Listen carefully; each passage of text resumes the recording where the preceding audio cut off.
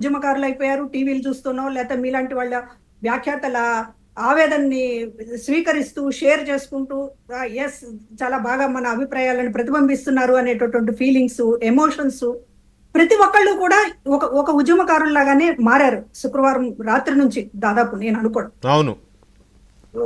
ప్రతి ఒక్కరు కూడా స్పందించారు. మహిళా కమిషన్ కూడా ఈ రోజున మాట్లాడారు. కానీ ఇమీడియట్ గా మనం వాళ్ళని అసలు రోడ్డు మీదకి తీసుకురావాలి. ఇలా మాట్లాడినటువంటి వాళ్ళని మన నుంచి బాగా ఎక్స్పెక్ట్ చేస్తున్నారు మహిళలు. ఈ రోజున ఏదన్నా చెయ్యాలి అనేటటువంటిది చట్టబద్ధంగానే చెయ్యాలి, చట్టానికి మించి చేయడానికి లేదు.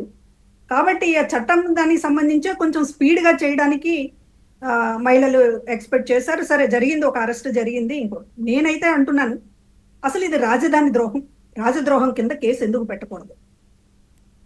రాజధానికి సంబంధించినటువంటిది ఒక రాష్ట్రానికి సంబంధించినటువంటి రాజధాని మీద ఒక వేశ్యల రాజధాని అని మాట్లాడిన తరువాత దాన్ని ఆ యాజమాన్యం, సాక్షి యాజమాన్యం కనీసం ఖండిస్తూ, అసలు మేము దీన్ని ఖండిస్తున్నాం, ఈ వ్యాఖ్యని ఖండిస్తున్నాం అని ఇంతవరకు అనలేదు. ఎంతసేపటికి మాకు సంబంధం లేదు, వాళ్ళెవరో మాట్లాడితే మాకేంటి ఛానల్కి సంబంధం అంటున్నారే తప్ప ఆ వ్యాఖ్యల్ని మేము ఖండిస్తున్నాము, అమరావతి మీద మాకు అపారమైనటువంటి గౌరవం ఉంది అనేటటువంటి మాట మాట్లాడకపోవడం వల్ల ఇది కూడా ఒక రాజధాని ద్రోహం, రాజద్రోహమే. ఈ రాజద్రోహంలో ఇవాళ సజ్జలు కూడా జాయిన్ అయ్యారు. ఒకళ్ళేమో వేసల రాజధాని అంటాడు, ఇంకొకళ్ళేమో సంకరజాతి అనేటటువంటి మాట మాట్లాడేశారు. ఇంకా ఇంత స్థాయిలో మాట్లాడిన తరువాత వీళ్ళకి అసలు ఏమి అర్హత ఉంది? ఈ రోజున ఎవరు ఏమి చేసిన మహిళలకు సంబంధించి ఎవరేం మాట్లాడినా వాళ్ళకి పూర్తిగా హక్కు, స్వేచ్ఛ అన్ని ఉన్నాయి. ఎందుకంటే రాజధానికి జోలికి వచ్చిన తర్వాత మన రాష్ట్రం అంతటిని దిక్సూచిలాగా నడిపించాల్సినటువంటి, మన రాష్ట్రానికి సంబంధించినటువంటి ఒక ఆశ, భవిష్యత్తు ఒక రకంగా, అట్లాంటి రాజధానిని తీసుకొచ్చి మీరు నడి రోడ్డు మీద నిలబెట్టి ఇది ఒక వేశ్య అనేటటువంటి పద్ధతిలో మాట్లాడుతుంటే, ఇక్కడ అంతా శంకరజాతి, ఇక్కడ ఉద్యమాలు చేసేటటువంటి వాళ్ళందరూ శంకరజాతి మహిళలు అనేటటువంటి మాటలు మాట్లాడుతుంటే ఏందయ్యా మీకు బలిసిందా? అసలు ఏమన్నా బలిసిన మాటలు కాకపోతే ఏం మాటలు ఇవి? ఖండ కావరం కాకపోతే అంటే ఇప్పటిదాకా రోడ్ల మీదకి ఇంకా మహిళలు వస్తున్నా కూడా వాళ్ళకి ఏమి సంబంధం అండి? భూములు ఇచ్చినందుకు పాపమా, లేకపోతే అసలు ఏం సంబంధం? ఈ రోజు నాకు ఒక రకంగా బాధ కలుగుతుంది మీకు లాగానే. అసలు రోడ్డు మీదకి రావాల్సింది ఎవరు? రాజకీయ పార్టీల మహిళలు రావాలి, లేకపోతే వివిధ స్వచ్ఛంద సంస్థలకు సంబంధించి రావాలి, ప్రభుత్వం రావాలండి. వాళ్ళు ఎందుకు భూములు ఇచ్చి 5 ఏళ్లు కాపాడి దాన్ని ఇప్పుడు కూడా వాళ్ళు రావాలా? ఇంకా సామాన్య మహిళలు వాళ్ళ ఆవేదనతో ఎవరికి వాళ్ళు ఇదైపోయి వచ్చి బయటకు వచ్చి మాట్లాడడానికి, ఒక ఆవేదన ఎక్స్ప్రెస్ చేయడానికి ఒక మూమెంట్ గా రోడ్డు మీదకి వస్తున్నారే తప్ప ఎవరు ఆర్గనైజ్ చేస్తున్నదే కాదు. లేకపోతే ఇది ఒక వాళ్ళకి అసలు బాధ్యత కూడా అంతగా తీసుకోవాల్సిన అవసరం కూడా లేదు.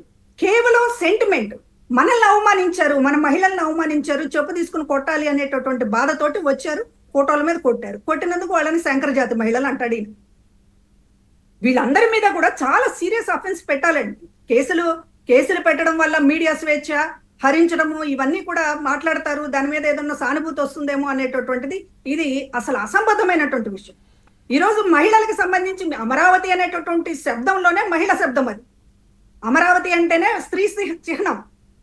అట్లాంటి స్త్రీ చిహ్నానికి సంబంధించినటువంటి ఒక సింబాలిక్ గా అమరావతి అనేటువంటి పేరు పెట్టుకున్న తర్వాత దాన్ని ఒక పిచ్చి రాజధానిని, లేకపోతే దానికోసం పోరాడేటటువంటి వాళ్ళందరూ కూడా ఈ రకాల మనుషులని చెప్పి ఇంత అన్యాయంగా మాట్లాడుతుంటే ఎందుకు ఊరుకోవాలి మహిళలు?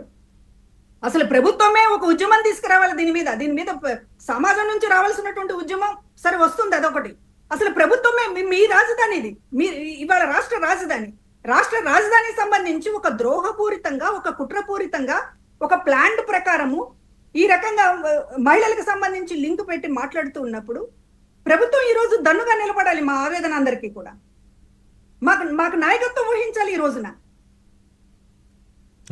తర్వాత ఇక్కడ పద్మ గారు, అసలు ఈ పార్టీకి బేసిక్గా ఈ పార్టీకి కానీ ఈ పార్టీ నేతలకు కానీ రాజకీయాల్లో ఉండే అర్హతలు ఉన్నాయా?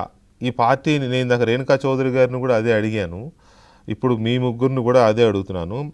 ఈ పార్టీకి ఒక ఇండియన్ డెమోక్రసీలో అంబేద్కర్ గారు రాసిన రాజ్యాంగం ప్రకారం నడుస్తున్న ఈ దేశంలో ఒక రాజకీయ పార్టీగా కొనసాగే అర్హత ఉందా?